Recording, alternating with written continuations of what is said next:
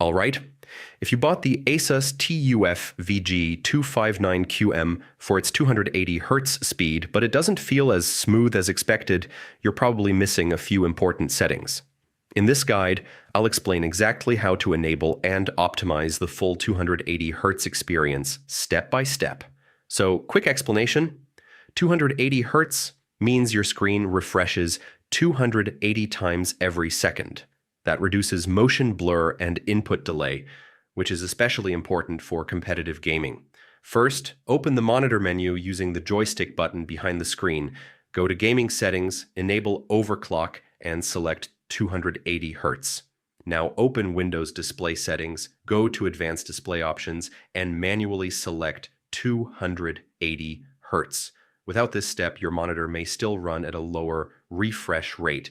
Make sure you're using DisplayPort instead of HDMI.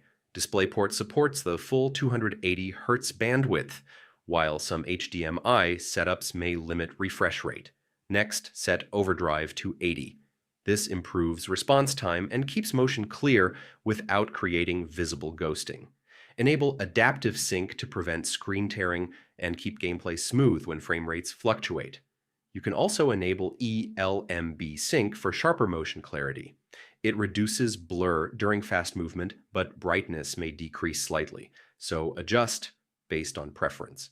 Finally, open your graphics control panel and make sure your game is running in full screen mode with high frame rates.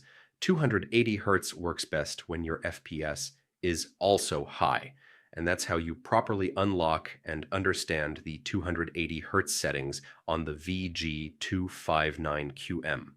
Once configured correctly, motion should feel noticeably smoother and more responsive.